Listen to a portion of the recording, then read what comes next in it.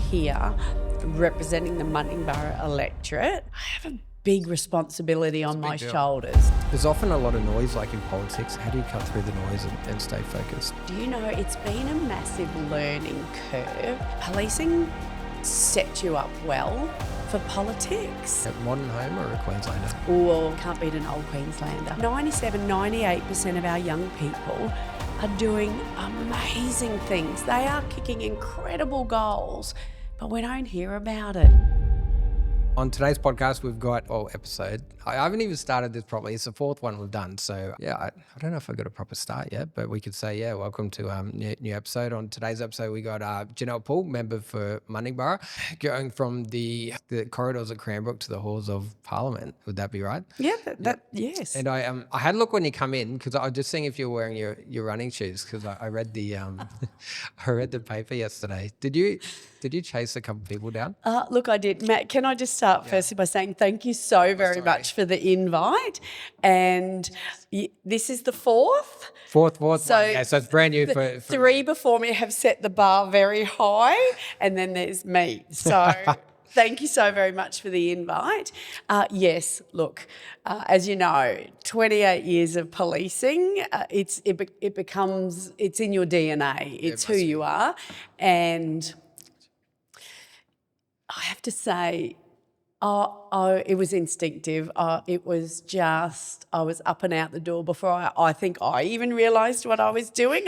Look, maybe, Matt, there might have been a split second when I actually forgot what job I was doing because it was only October last year that, was the election. So it never leaves you. It absolutely never leaves you. And I looked out the window and I saw what was happening and I just jumped up and ran. Were you in a meeting or something? No, well, we were in the middle of the office and we were having a discussion. So we were mid-conversation. Yeah. And I just said, I've got to go. And I jumped up and I ran down the stairs. I had a beautiful suit on, flat shoes, and it went from there. And it was about 6 weeks ago, and I really thought it had flown under the radar. I really thought I'd gotten away with it, but obviously I didn't. Yeah. But that's what you do. Did you catch them? You render assistance when assistance is needed. Yep. And you know what, to back that up, about 3 weeks ago, there was a single vehicle rollover out at Douglas, just coming off the big roundabout where the flagpole is. And it was two elderly people in the vehicle, and I was probably about 3 cars behind. And so people pull over. That's what you do in your community. You render assistance, and some beautiful army guys jumped out as well. They helped, and I was able to ring 000, give them all the information that I know they need. Yeah. 2 passengers, their ages, conscious, all of those things, because I know that that's the information I needed. Yeah, down the end. When I attended. So I know that back end of it, and was then, look, I might have directed a little bit of traffic as well, because again, that's what you do. And then all the emergency services turned up. I was able to gather the witnesses together. Again, it's just instinctive. That's what you do. But I have to give a big shout out, not only to our police, but to all our emergency service workers, because they are never off duty. Never. No. If something is happening, if somebody has a medical episode, they are there to help. Yeah. So it doesn't matter if you're on duty or off duty. It is just what you do. And you join those services because you have a heart to help your community. And I am known in the Queensland Police Service here in Townsville to be that officer, to turn up to jobs possibly when I wasn't invited. But, you get a bit of a reputation. Pooley's turned up. But I think it's really important as you progress through the ranks, I think it's really important that you do still know what your frontline officers are doing, because how do you know what they need? How do you know how to improve things if you don't know what they're doing? So I would often turn up at a job and say, what do you need me to do? I'll direct traffic, or I'll block this off, or I'll do that, to allow them to go and do what they need to do. Yeah. And I think that also shows them what a good manager does, or a good leader does in the community. Because we all know, Matt, we've all had many bosses. I started working when I was 14 and a half at Loma Jewelers at the old Kmart Plaza. And you look at your managers and your bosses and you go, I really like what they do there. I really like that. I like the way they did that. I like the way they say that. And you take those pieces on board and it moulds you into the manager or the leader that you want to be. But by the same token, we have all had bosses, managers that we look at and we go, do you know what? I don't want to do that. I don't want to be like that. And again, that helps you to become the leader that you are. Yeah, and do you think your leadership style has changed over, like, from policing to politics? No, absolutely not. I very much am a person who will not do anything that I'm asking somebody else to do. Yeah. So whether it's mopping the floors, whether it's directing the traffic, if I want somebody else to do it, I will do it as well. Yeah. Okay. So just going back to the start, I guess, like before the policing, before politics. You grew up in Townsville. Yes. Yeah. Born and bred in Townsville, and Matt, I have to tell you, and I carry my heart on my sleeve. I know it. I love this city. I just love it. Me too. Yeah, I've lived all around Australia, and I think Townsville's it. I think we're the best little secret that the best. We are a hidden gem. Yeah. We are absolutely a hidden gem. And look at winter in Townsville in North Queensland. You wouldn't want to be beautiful. Yeah, we often sell a lot of properties that own for people that down south or vice versa, and they'll come up here for winter and they go back down there for summer. And you know what? I love that. And sometimes I say, oh, how beautiful would Townsville be if it was like winter all year round? Yeah. But then everybody would want to live here. Yeah. I think you should have to go through a Townsville summer and prove your worth to be able to then come to our Townsville winter. Yeah, I think so too. Yeah. So you moved around a lot. Yeah, we did. Is that Army? Yeah, it was. Yeah, we're Army families. So we did Townsville a couple of times, Brisbane a couple of times, Sydney, Wagga, Canberra, Adelaide. Well, there's some very cold places in there. There were some cold ones.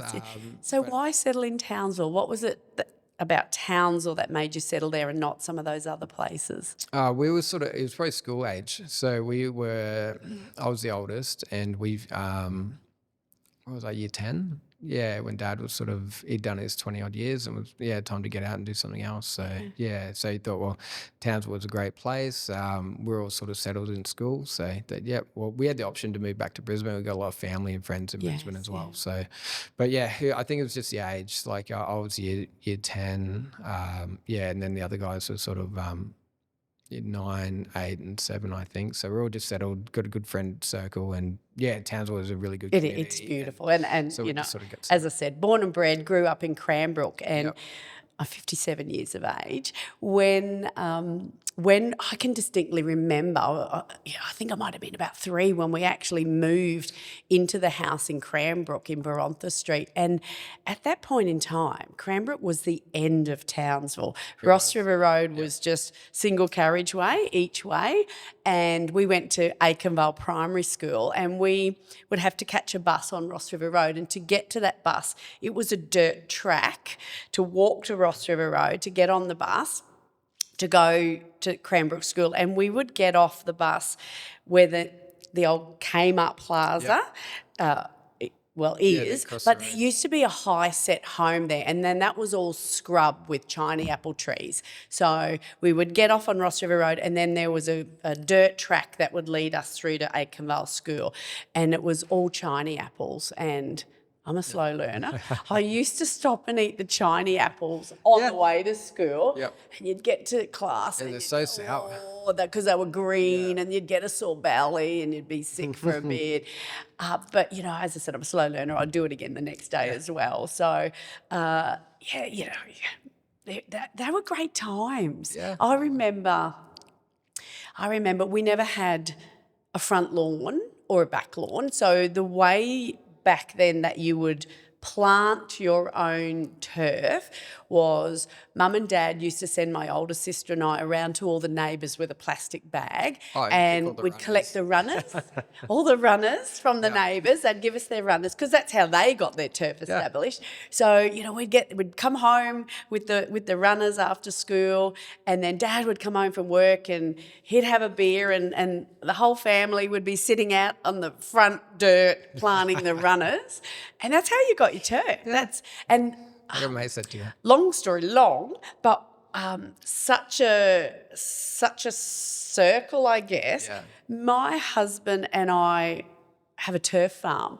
So, how funny We could that talk he about now turf. produces the turf that people lay when they build or renovate. Oh, we got lots to talk about then because I'm a bit of a lawn fanatic. So, we got plenty. He's very pedantic about his turf, I tell you. Yeah, me too. I get it top dressed and cut down, and we got cylinder mowers and you name it. It's quite funny because whenever we go away on holidays, I'll watch him and he'll wander off and he'll be picking up that turf and looking at it. Yeah. And he'll come back and he'll be able to tell me what it is, and that's great, darling. That's great, darling. I'm glad you know what it is. Yeah. So then, in '96, you joined the police. I did. What made you want to join? Well, probably have to go back a couple of years before that. So in 1992, so I'll go back a little. There's always a story, Matt. So I'll go back a little bit further. When I was 21, I left Townsville and I went and lived in London for 2 years. I did the whole backpacker thing, hitchhiked across Europe, had the time of my life. Would have been amazing. 2 years. It was amazing. And it makes you appreciate home so much more. So came home and, Matt, I couldn't settle. So I moved around and then found myself in Perth. And when I was in Perth, I bought a business, a secretarial service, and it was called Select Touch Secretarial Services. Now, with a name like that, can you imagine some of the phone calls that I got? Some of the phone calls, Select Touch Secretarial Service, I had to say, look, no, that we don't perform that service. But if you need some typing done, bring it in. And I think I was 23 then, 24. And to be a small business owner, and I was really proud that I was able to increase my staff by 100%. I was able to employ another young girl, so that was all great. And then I came to work on a Monday morning, and the office had been broken into, and all the computers, photocopiers, everything had been stolen. And Matt, I had never been a victim of crime before. In Townsville, when I lived overseas, wherever, I had never been a victim of crime before. So it was really confronting for me. Had great insurance. They replaced everything within a couple of days. We were up and running again. And it's a bump in the road, and you get on with it, and you have a business to do. And an employee to support. So we got through that week, went home, had the weekend off, came into work Monday morning, and they had come back and they had stolen all the new equipment, and apparently that's what they did. They actually were wanting the new equipment. So to be a victim of crime twice in basically 7 days, that was very confronting for me. And it'd be scary because you'd think they might come back a third or fourth time. Well, it was very confronting for me, and I didn't know how to deal with it. So I dealt with it the only way I know how. I sat on the floor and I had a big cry. Yeah. And then I thought, no, come on, give yourself an uppercut, get up, deal with it. And I thought, okay, I don't have it in me to continue to do this. It's a great business. Maybe it's time. I looked at doing something new. And the police officers that I dealt with were amazing. They were amazingly supportive. And there's an old saying, if you can't beat them, join them. Yeah. And I thought, well, I'm not going to join them. I'm not going to go out there and I'm not going to break into people's houses or businesses. But you know what? Beat them. I could beat them. I could be a police officer. And it's not something I had ever in my life ever thought of. I wanted to be a teacher. Yeah. My whole life I wanted to be a teacher. And back in the day, it was TE scores, tertiary entrance scores. And I never got the TE score I needed because school was a very social occasion for Janelle. And she probably didn't apply herself as much as she should have. But I thought, you know what? I'm going to give it a crack.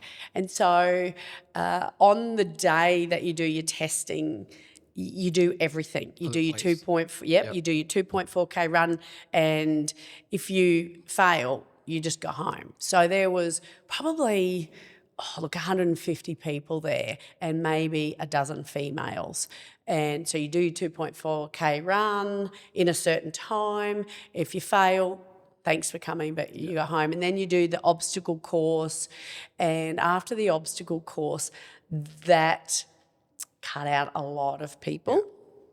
And I would have to say there were probably two females left out of that obstacle course. And then you go on and you do your psych test, and then you do a swim test. And I love swimming. It's my happy place. And then at the end of that whole day, with all those testings all in a row, there would have been about maybe 25 applicants left and one female. And that was me. And I remember thinking, oh, this is real. Yeah. And what a great experience. It was fantastic. But long story long, our child was due to start primary school, and more than anything, I wanted to bring him up in Townsville because I knew what a great childhood I had, and I wanted our children to have that same childhood. And you have to resign. You have to resign from one police service and rejoin. So I had to resign and then reapply for the Queensland Police Service, not knowing if you're going to get accepted, but I did. And I guess the rest is history. Yeah, so 28 years later in the Queensland Police Service, all of my service here in Townsville, because I said to them, I don't want to go anywhere else. If you're going to send me anywhere else but Townsville, tell me now because I'll go and do something else. Yeah, so and then when you joined the police, you had a few different roles. I did. Yeah, so the school-based and was the crime prevention.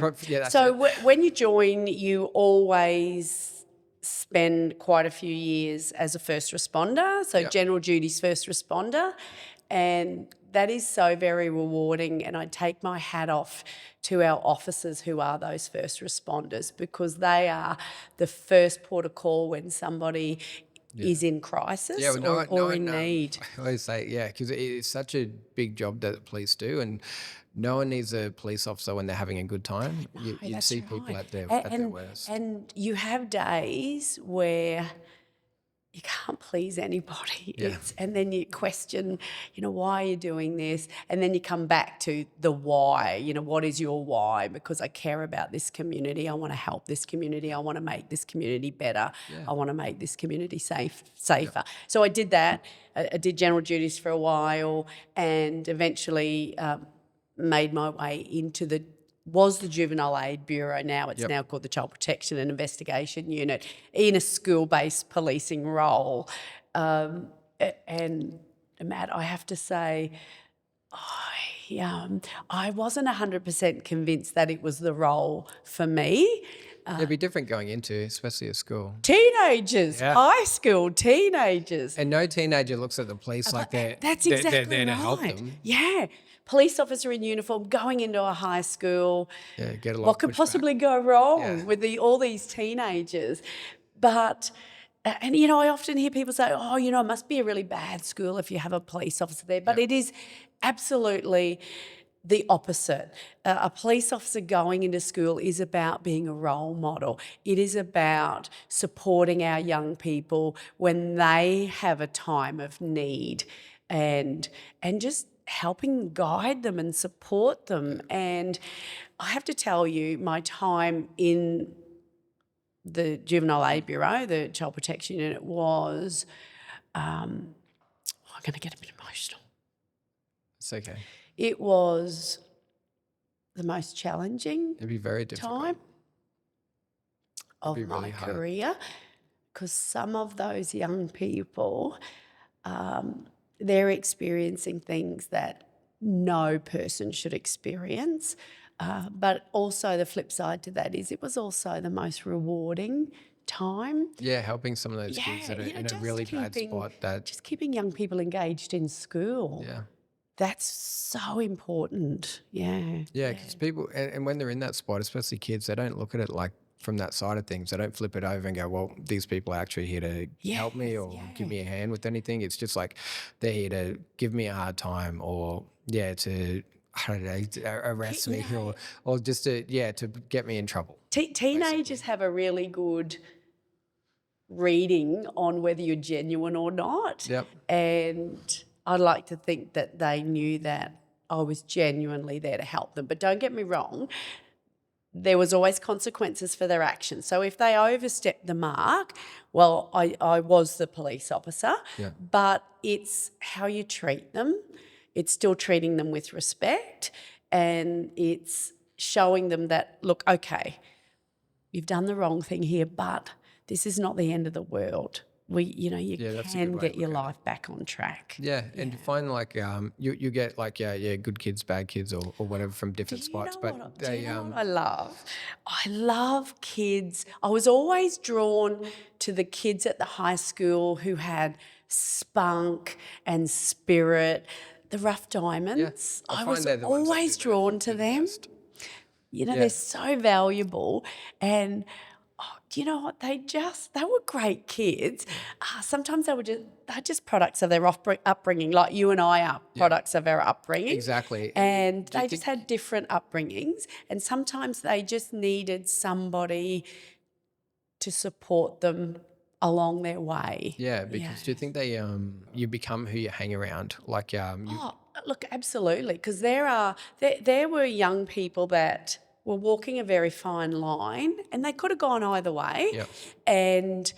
And sometimes it starts with skipping school, and then you skip school, so you fall behind in your education. So you fall behind in your education, so you skip school. So there's that cycle. But then while you're skipping school, you might start to hang around with not the sort of people you should hang around with, and then it goes from there. So I always made it a mission to track down the kids who weren't at school that day. That's a good idea. Yeah, and then get them back to school. And okay, so what is the barrier? Why can't you get to school today? Is it uniform? Is it lunch? I used to make many lunches to take to school the next day, and the kids knew they could just come and sit, have a chat, and have something to eat. Yeah. No judgment. That's nice. It's I think that would go a long more way. than anything, you are here at school, and let's celebrate that. Yeah, and they're being listened to. They're being heard. And I see it as my job, and I guess this leads us into the whole political side as well. Yeah. But let's remember that about 98% of our young people are doing amazing things. They are kicking incredible goals, but we don't hear about it. We just hear about that really small percentage of young people, and it is a small percentage of young people who are choosing to do the wrong thing. Exactly. But that's all we hear about. And so all those young people, how do they feel when they're getting tainted with that same brush? Yeah. So I see it as my role to turn that around, to change the narrative on our young people. And yes, there should be consequences for actions. And, I will talk about our Christopher government's plan. Yep.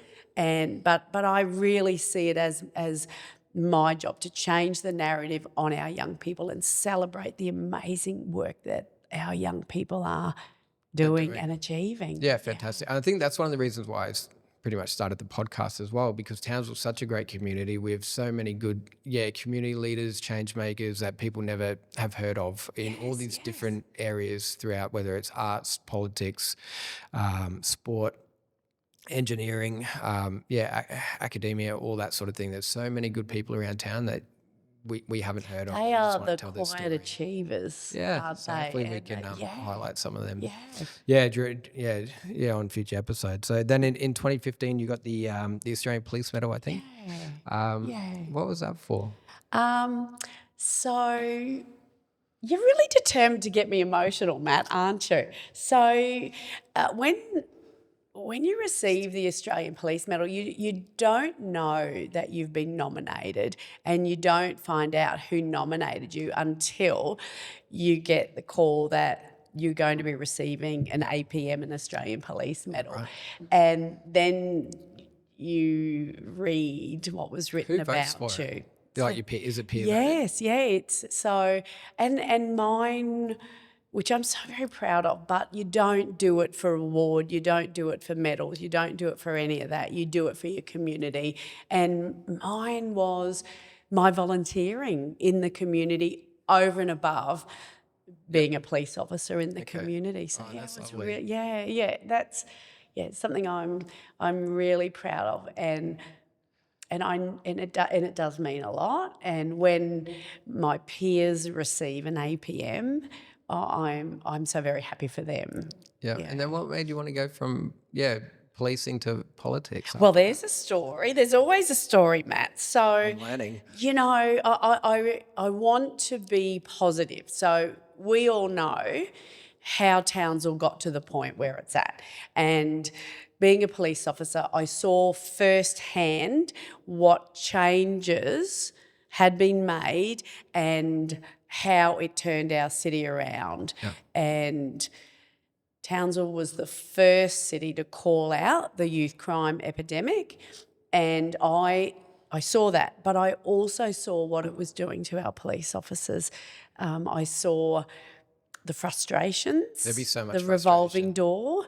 I saw that the young people were out the door before they had even finished their paperwork. I saw them leaving in droves. I just saw... the I police thinking, saw what's the point? something that I didn't like, and I always say, if not me, then who? Because it's no point in saying somebody should fix this, somebody should fix this. Well, do you know what? Somebody should fix it, and if not me, then who? Yep. So in the end, that is why I put my hand up. And again, it comes back to, I love this city that I was born in. I make no qualms in telling people I love this city. We live in a beautiful part of the world, and the best part of this city is the people. Yeah. How many times do you hear everybody is so friendly, they're saying hello when you go walking? All the time. We need to celebrate that, and we need to make this city and this state the best that it possibly can be. And that's, in the end, that's why I put my hand up. Yeah, I agree. We get comments like that, about what a beautiful city is, how friendly it is all the time. We get a lot of southern buyers, especially investors at the moment, that'll come up for a weekend, check it out, and they go, I didn't know Townsville was so nice. Like they'll walk down the Strand, they'll talk to people, they'll say, hey, people are smiling, they're saying hello. They say hello, they don't even know me. Yeah. It's great. Yeah, we hear it all the time. Yes. So, there's often a lot of noise, like in politics. How do you cut through the noise and stay focused? Do you know, it's been a massive learning curve, but I have to say that policing sets you up well for politics, whether it's having that thick hide, because everybody has an opinion, and I get that. Everybody has the right to have an opinion, and because you are in the public eye, you have to learn to live with that. So you have to learn to have a thick hide. And we were always brought up to have broad shoulders and a thick hide anyway. Our parents always brought us up to be resilient. And it's, as I said, it's been a really sharp learning curve, learning the whole politics side of things. And I guess within policing, you do have... You do learn a lot about politics, because regardless of what government is in at the time, the job doesn't change. You are still out there protecting the community and keeping the community safe. Yep. So regardless of who is in government, that is your role. You just keep doing it. And again, you learn to be resilient when there are changes with the government. And I guess that's why I'm so very proud to be a part of the Crisafulli government and the budget that we have delivered in relation to community safety and safety where you live, which is the platform that we are delivering for Queenslanders and for people here in Townsville. Yeah. So talking on opinions, like, has your opinion changed, like, of politics, being new to politics? That's a good question. I wouldn't say it's changed, but I would say that I have more knowledge now, and sometimes it can be a little bit surreal. You sit in chamber and you look around and you have that moment of, oh wow, I'm here representing the Mundingburra electorate. I have a big responsibility on my shoulders. Yeah, absolutely. And I've never shied away from responsibility. In fact, bring it on. I love it. And you just strive to do the best job you can do for your community. And look, you're not going to please everybody. You're not. That's politics. But that's also policing as well. So again, it sets up. It does set you up as a foundation. Yeah. So when we were talking earlier, you talked about like the cancer diagnosis. How did that affect the campaign, like running in or anything? Wow. Yeah. Okay. You're determined. You're No, determined. we can forget that if you don't want to. Because there's always a story, Matt. So I love door knocking. I love people. I love people.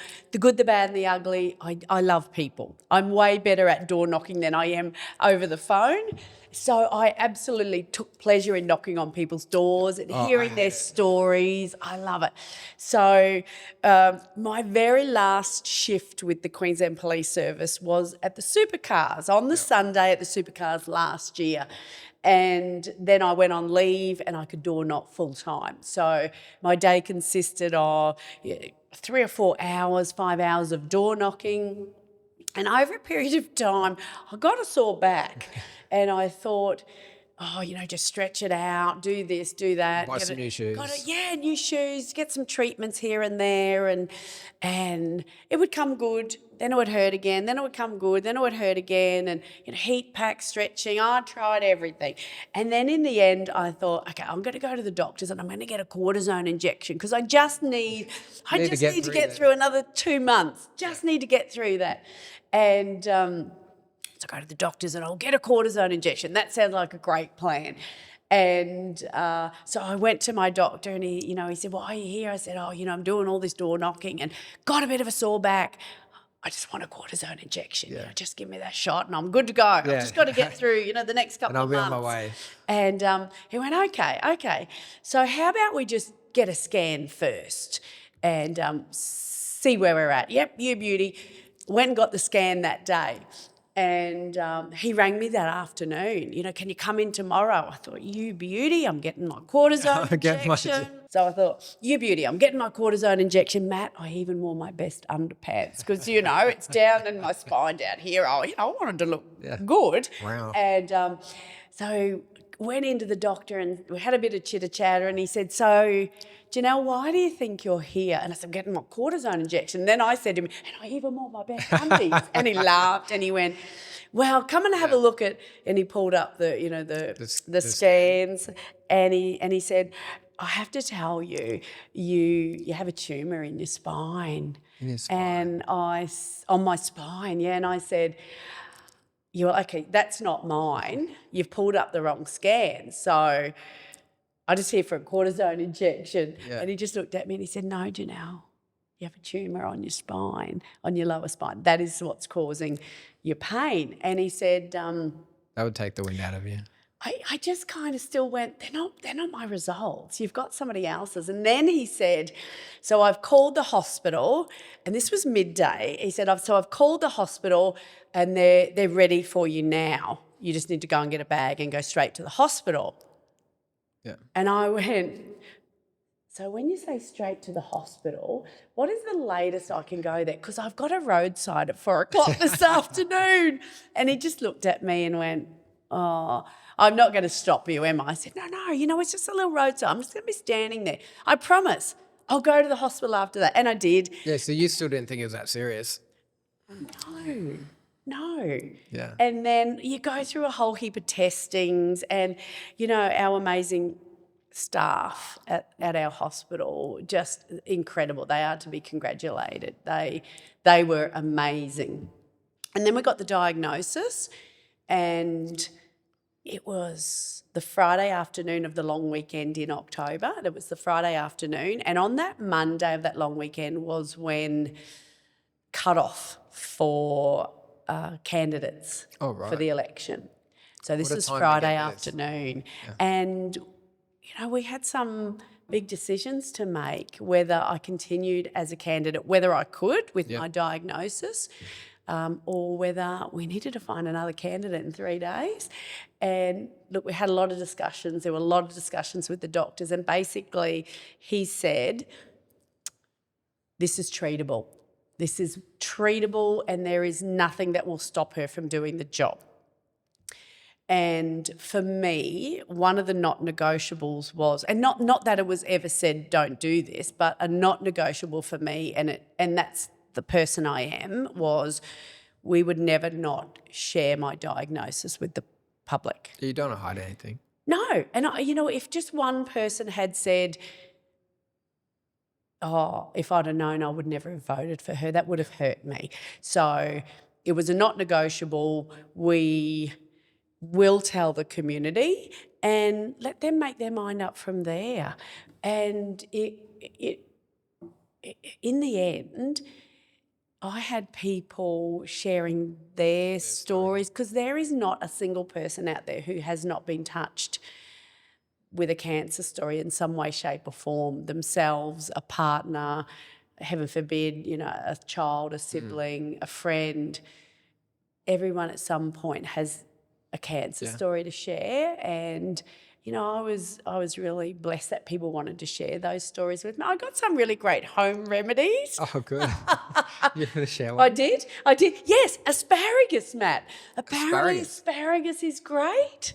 Yeah. So I was, I am absolutely blessed. And in the end, all I could control was my attitude. Yeah. That's all I can control. That's all I have control over is my attitude. And the rest is out of my hands, and you have to trust. So I had my first chemo.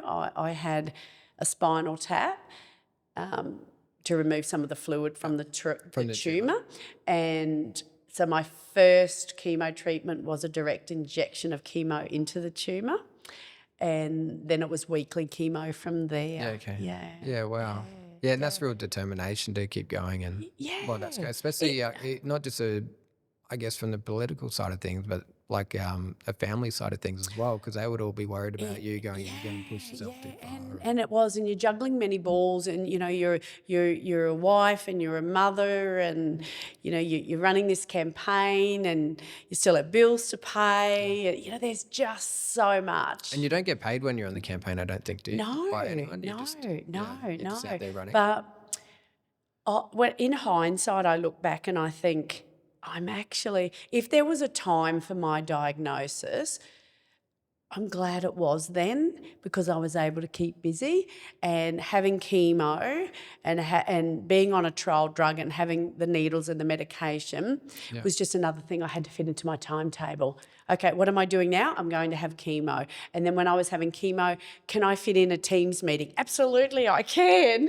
Can I do some emails? Absolutely, I can. I think that's like with us too, not to that extent, but we live by our calendars, we live by our diaries, and we fill them up. And I think for young agents, that's probably one of the biggest things. Maximising your time is so important. That they don't do, because you can often sit at the desk and you can just scroll or doom scroll, and you can look through, and then suddenly you're an hour Or you can just get out there and live life. You can just get out there and do it. And do it. Yeah, and have a crack and do your best.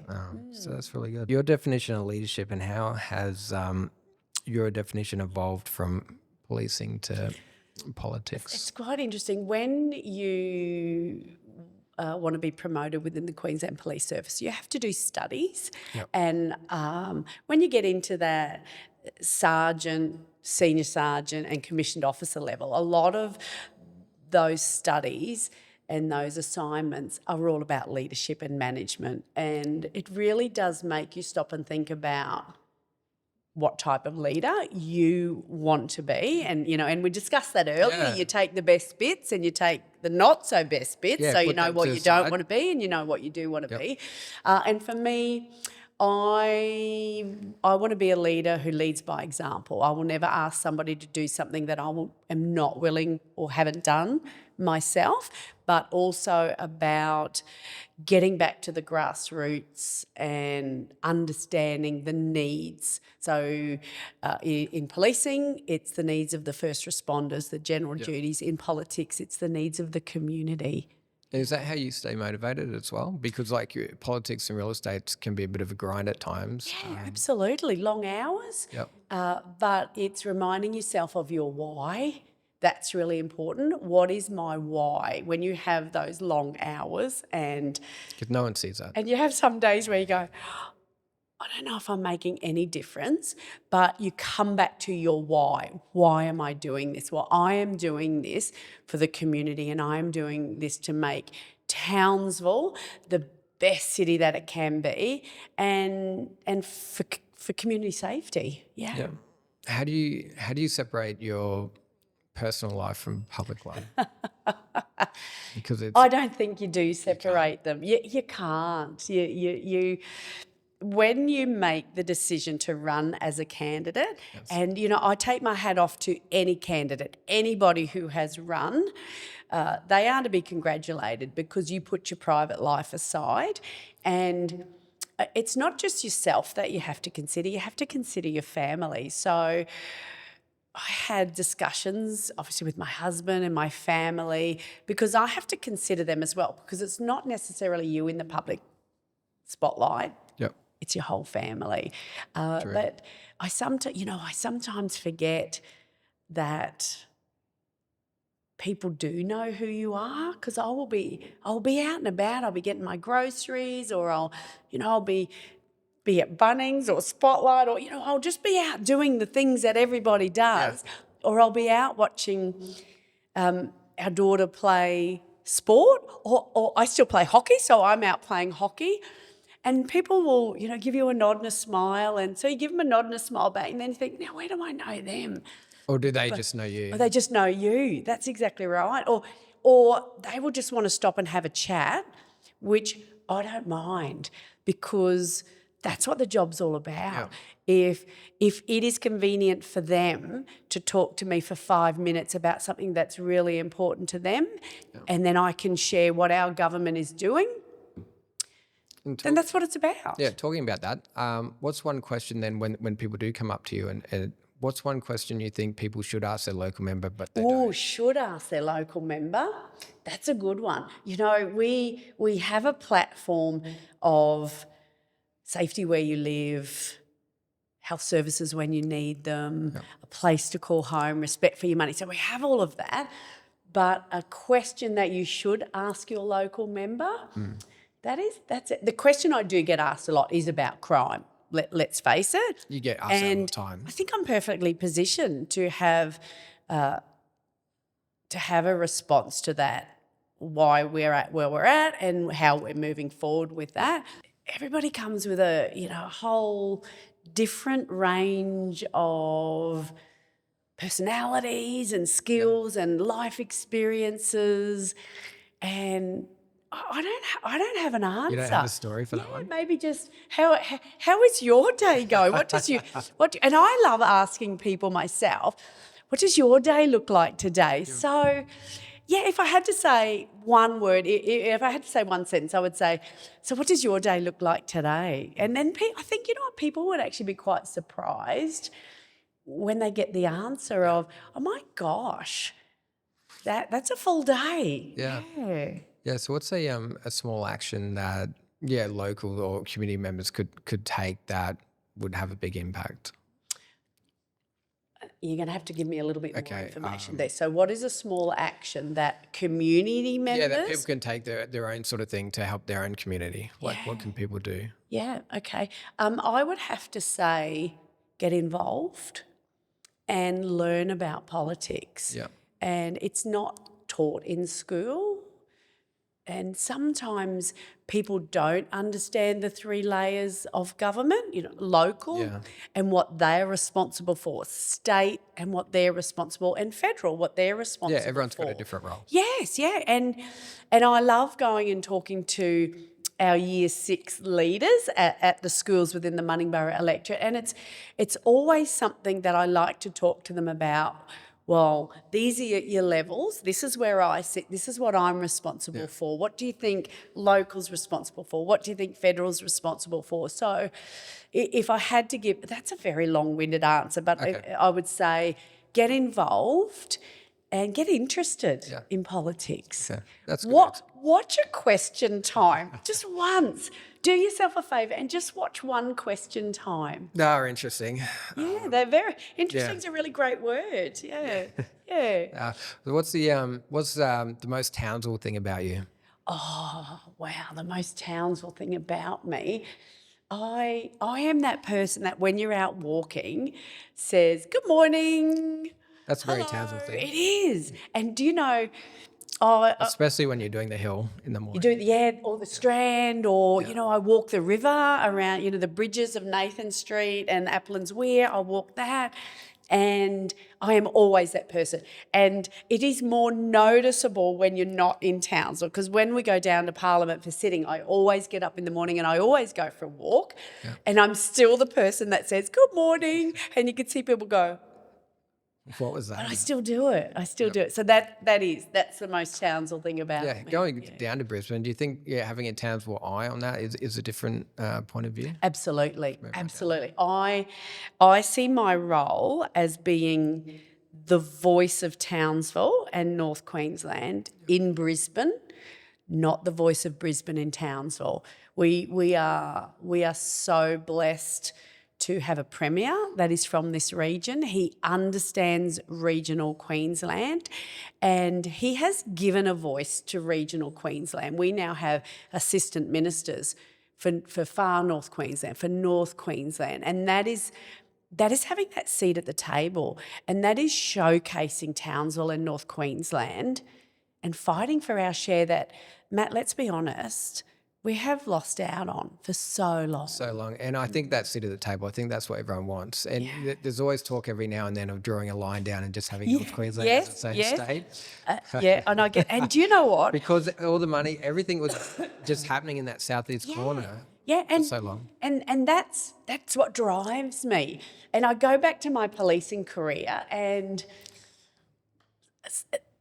at times I was the most senior female in a very male-dominated profession. And if somebody asks for my opinion, well, you better get ready for it because you're going to get it. And if you don't like it, then that's your problem, because I've got an opinion on how I think things should be coming from my perspective, and I am not a yes person. I am not a yes person. Yeah. Very good. What's one issue that regional Australia doesn't talk about enough? Oh, wow. I think everyone talks about crime. Yeah, what else absolutely. So, we talk about crime, and the Christopher Government have just delivered its first budget. I'll just spend a little bit of time if that's okay. Yeah. And in that budget, we're delivering on community safety. We said that we would introduce the Making Queensland Safer laws before Christmas, and 13th of December, we delivered those Making Queensland Safer laws. Now, those Making Queensland Safer laws were about adult crime, adult time, and that's consequences for actions. And that personally takes me back to my days as a school-based officer, where consequences for actions, and you learn and you then become a productive member. It hasn't been consequences for actions in the past. So, and it's putting the rights of the victims before rights of the offenders, because I think the pendulum has swung too far, and we need to put the rights of the victims before the rights of offenders, and it is about driving down the number of victims. Yep. So, our budget also is about supporting our police officers. So it is giving them more boots on the ground. Yeah. And we've already shown that we have increased the number of police officers in Queensland and here in Townsville. It is about delivering resources, and over $147 million has been committed to our police to give them the resources they need, because a lot of their equipment is at end of life and needs to be replaced. And we want our officers to have the best equipment that they need the can equipment have. to do So, and it's also about giving them the laws they need to be able to do their job. So Jack's Law is a perfect example of that. Yeah. And we have made Jack's Law permanent, and we have extended the locations, and it's basically any public place. And that is about community safety. For people that don't know, what is Jack's Law? So look, tragically, a young boy, Jack Beasley, you got me, didn't you? He lost his life on the Gold Coast through a knife incident. And out of that, Belinda and Brett Beasley started the Jack Beasley Foundation, and it was all about taking bladed weapons off our street. And Jack's Law came into effect, and it was a pilot program, and it allowed police to wand in certain places, public places, so safe night out precincts, transport hubs, shopping centres, those types of places for bladed weapons. Yep. And it's just like a search at the airport, just a little wand. But our government have made it permanent. Sorry? You couldn't do that before? No. You had to have reasonable grounds. Okay. So our government have made it permanent, but we've also increased it to any public place. Okay. Because those people carry those knives to the safe night precincts. They carry those knives to the transport hubs or the shopping centres. So if we can stop them before they get to those places. So it's common sense. Yeah, no one's carrying a knife to cut their lunch. No. And there's legitimate reasons for carrying a knife, and they're still there. So if you have a legitimate reason, you have nothing to worry about. Yeah. So the Christopher government is so very proud to support our police, but all our emergency service workers. And then we go into housing, and I think this is probably where the answer to your question. Townsville is perfectly poised to be on the edge of something so very exciting, and real estate are seeing that boom, and with rentals at an all-time low. It is important that we invest in housing, and Christopher government's budget also delivers on housing. So you would have seen just last week the Residential Activation Fund, which we committed $2 billion for in our budget, with $1 billion of that for regional Queensland. Unheard of, regional Queensland. And we've just seen in the Northern Beaches, 2,600 lots will open up. So that may even equate to over 4,000 homes, whether that be houses or units. That is phenomenal. We have not seen that in years, but it's also about the infrastructure. It's not just opening up the lots, it's putting the infrastructure in place. Yeah, we need that to go with the people. Absolutely. So, Matt, you would be well aware of this. Queensland has the lowest rate of home ownership in Australia. That is not something to be proud of. And our government wants to see Queensland go from worst home ownership to the best. We should be leading the nation in home ownership. So through our Residential Activation Fund, we're opening up the land. We have extended the first home buyers grant, so it's $30,000, but we've extended it for a longer period. We have removed stamp duty. When was the last time a government removed a tax? And for some homes, that could mean $40,000, $50,000 that you don't have to save up for, which means you'll get into a home sooner. And on top of that, our government is allowing you to rent out a room for the first 12 months. So all of those things coupled together, and with our Boost to Buy, coupled together, we'll see people get into homes sooner. And it will open up the homes that they've moved from, and we hope to see more rentals then available. And what it will also do is it will keep people here in Townsville.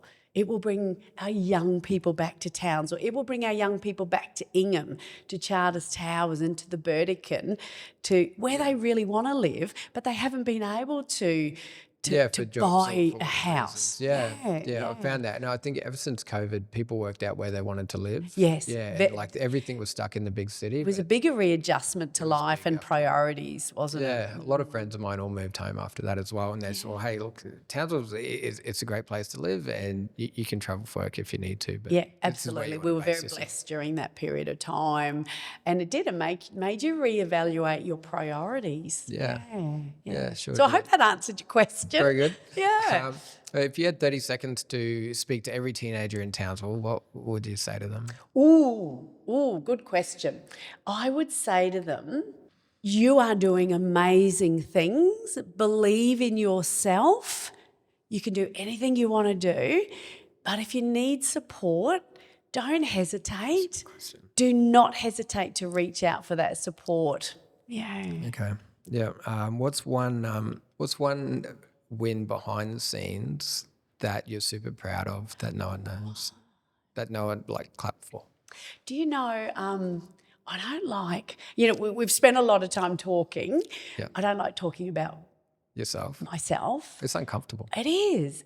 And I certainly it does not sit comfortably with me to talk about. It's very hard, things I've even achieved. in our job, like with real estate, it's very hard to say that you did a good job, you're great at what you do, but yeah. Yeah, it's so, I have a heart for the community and I've always volunteered in the community, and that is something that we grew up with. Yeah. And my parents led by example. They always volunteered, whether it was at rugby league, and my dad was a coach and he was a referee, and my mum was a hockey coach. She always volunteered in the canteen. So we grew up knowing that a good community member gives back to the community. So I'm very proud of being a volunteer. I volunteer with Rotary and I volunteer with the Daniel Morcombe Foundation. Oh, yeah, that's And fantastic. I absolutely love the Daniel Morcombe Foundation. And obviously coming from a child protection background, it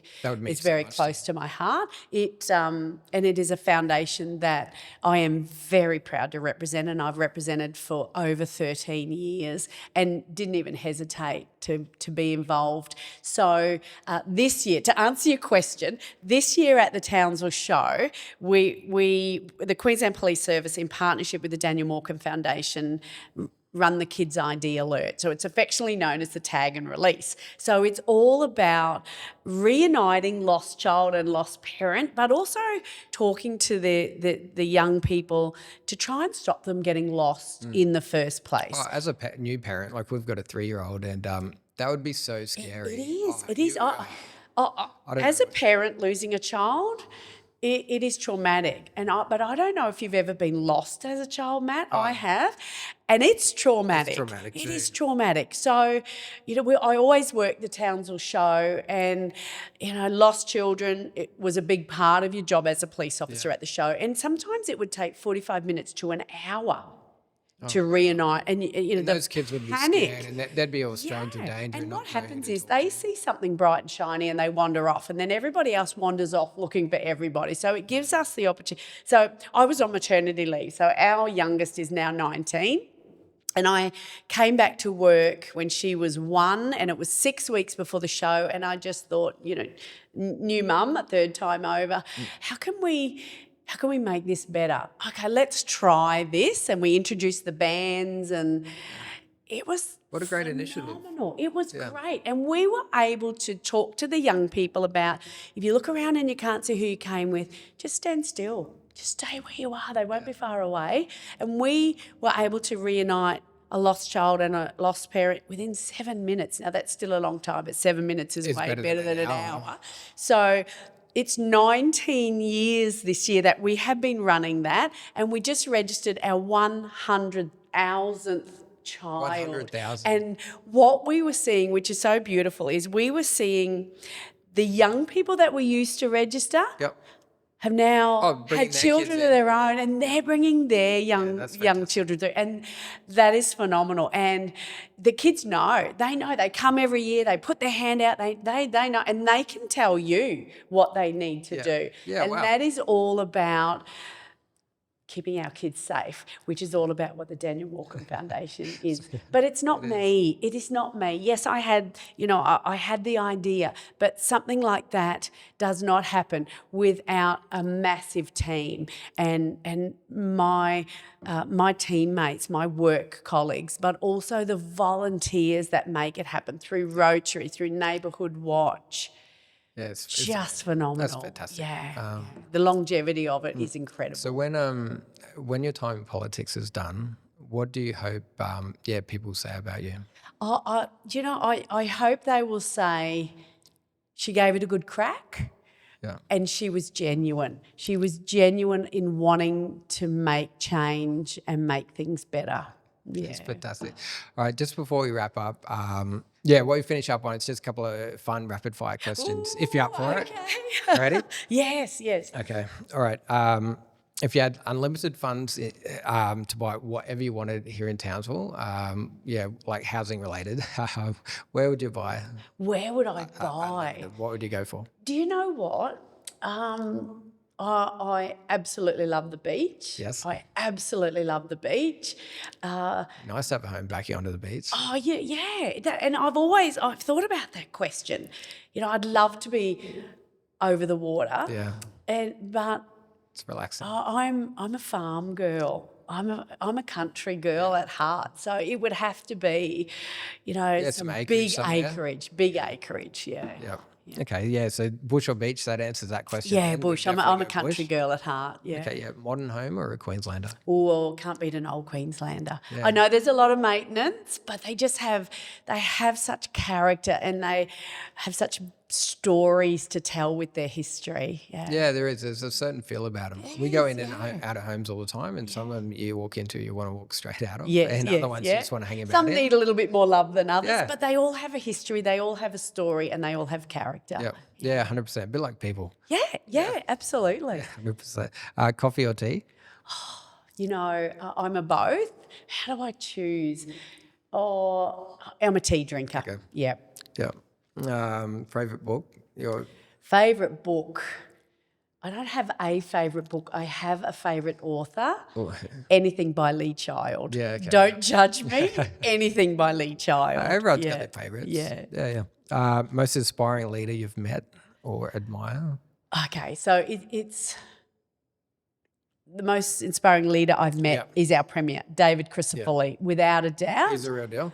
Sorry? He's the real deal. Yeah. Yeah. But the one I haven't met who is my idol is Nancy Wake, an Australian lady who went to France during the Second World War, and she helped fight with the resistance to bring Australians and New Zealanders home. Yeah, wow. And she was awarded the highest award medal in France. She was nicknamed the White Mouse, and I look at her and I aspire to be like her. She never gave up. She never took no for an answer. So Nancy Wake. Nancy Wake. I'll check her out. Yeah, do yourself a favour. I will. Amazing, and again a quiet achiever. Yeah. Hidden talent or surprising hobby that you've got. I don't know. I can't sing. I wish I could sing. Did you want to be? I always wanted to be a singer. But I play hockey, and probably my proudest moment playing hockey was in the Masters games. I got selected to play for Queensland a number of times, and I remember scoring my first goal for Queensland. I got really emotional. But it's a combination of you work really hard to achieve that, and then you've done it. Yeah. You've done it. You've achieved that. Yeah. And, last one. I don't know if this is a good one to finish on, but your favourite bogan snack that you're your secret. My favourite bogan snack. Yeah. That you secretly love. I thought you were going to ask me about, am I a Holden girl or a Ford girl? Oh yeah, you can tell me that. But I'm a Holden girl through and through. Through and through, I'm a Holden girl. I'm a Holden Monaro girl, actually. I like the old ones. I really want a 69 Monaro. Yeah. And when I get one, that's I am a Monaro girl. Yeah. Holden girl through and through. Got something in common. My favourite bogan snack. Yeah. Yeah, you secretly get in between meetings on the run. Do you know? Kebab. A kebab. I love it. Yeah. So, my favourite bogan snack, I love a kebab. That probably says it all about me, Matt, doesn't it? I love a kebab. Don't judge me. No, that's all right. I usually have them about 3 a.m. when you're heading home from town when you're a kid. Yeah. The old hot dog at the disco diner opposite the Mad Cow. Yeah. Might have had one or two in my time. Yes. Yeah, they were a go-to. But thank you. Thanks, John. Thanks for jumping on. It's I think I've learned a lot about you, and I think everyone else would have as well. So really appreciate your time. And if anyone wants to reach out to you, how would they best reach out? Absolutely. They can email my office, they can call my office, they can jump on any of my socials. Yep. We pride ourselves in getting back to people. That is so very important. It's all about communication. Yeah, communication is key. It is. And people need to know that they are important, and what they have to say is important, and I want to hear from them, because that's how we shape Queensland for the future. It's not about me. I just represent the people. So people do need to hear. They do need to tell people what they actually want. Yeah, absolutely. Because if I don't hear from them, I don't know. I don't know what they want. I have a fair idea, but I need to hear from people. Yeah. Oh, thanks, Janelle. My pleasure. Thanks a lot. Thank you so very much. It's my absolute pleasure, Matt. Thank you. Oh, thank you. Yeah, and thanks everybody for listening. Thank you.